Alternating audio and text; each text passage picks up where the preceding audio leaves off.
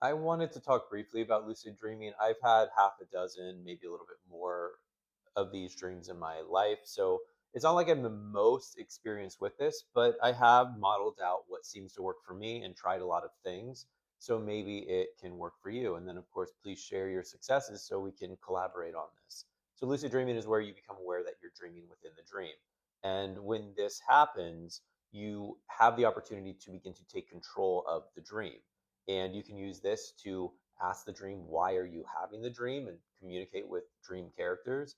You can use this to actually completely change the scene of the dream to something that you would like.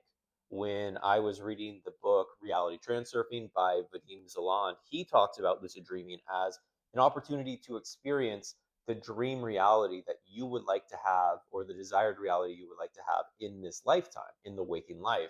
And if you can fully experience it in the dream world, it's much easier to, as you're going about your day, set the vibration of the person who has the thing that you want, which makes it much easier to come, for it to come to you and to arrive to you.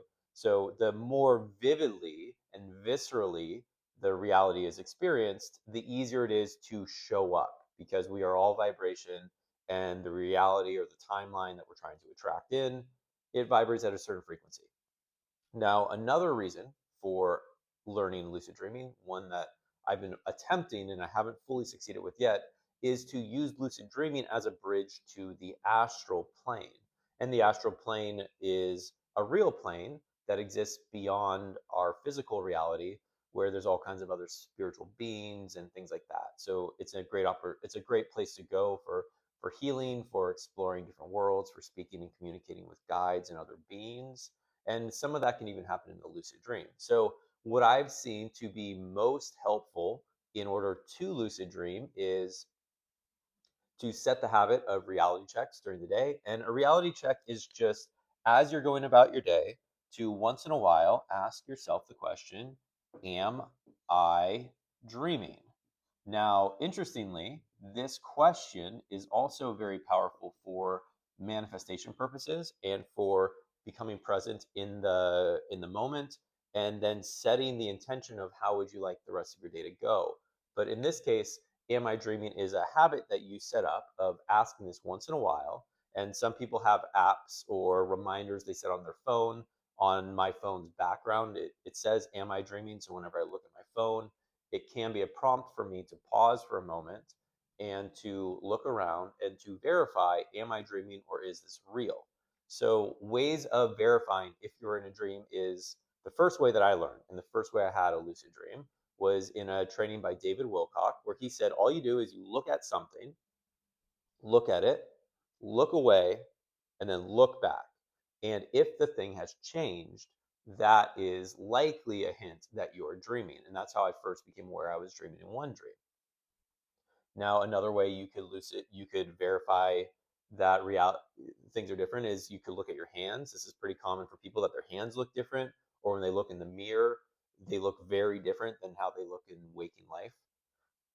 And then other people talk about pulling the fingers, and if your fingers extend, that means you're dreaming.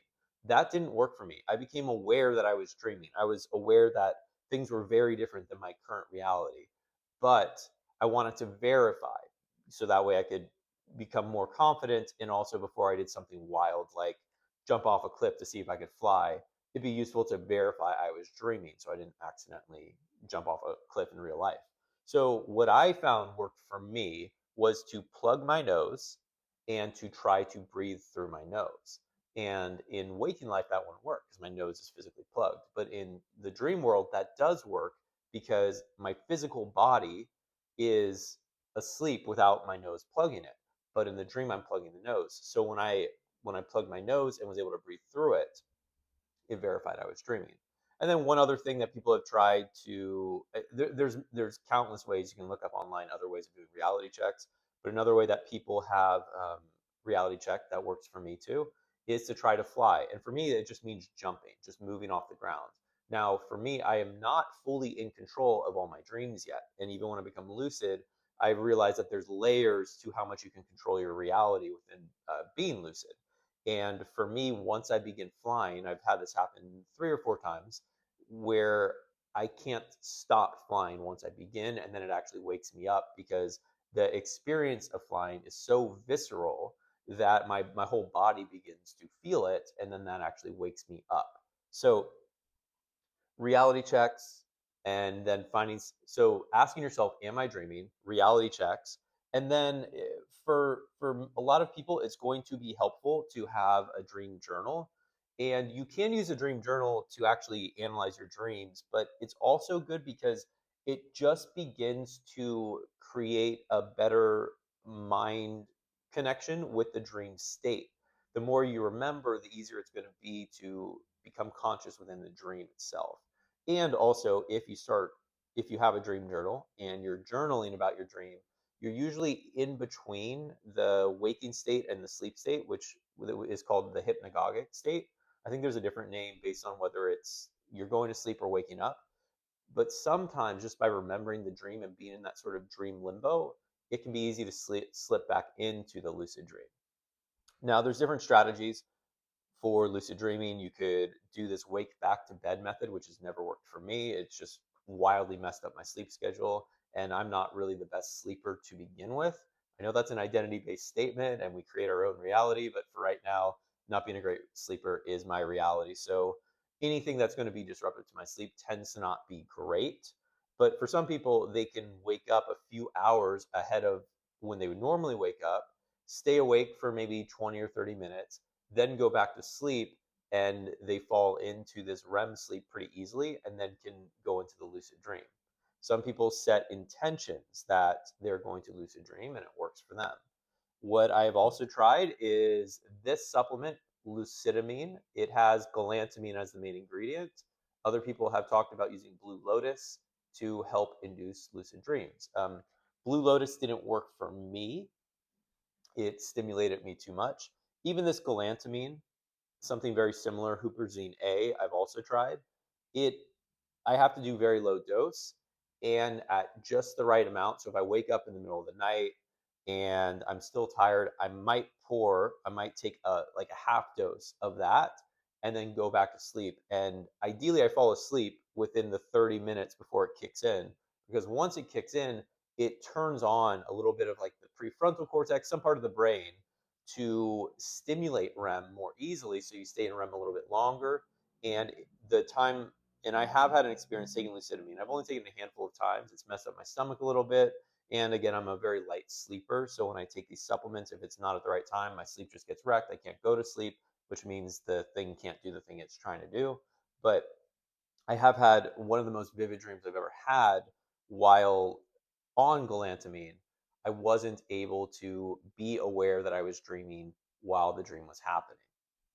So those are what I've tried. There's also an app called Shape, and I'm seeing if I can get a link to it because there should be a free month you get when signing up for the app. I only had like a 3-day trial, and in that 3 days, I was able to have a lucid dream.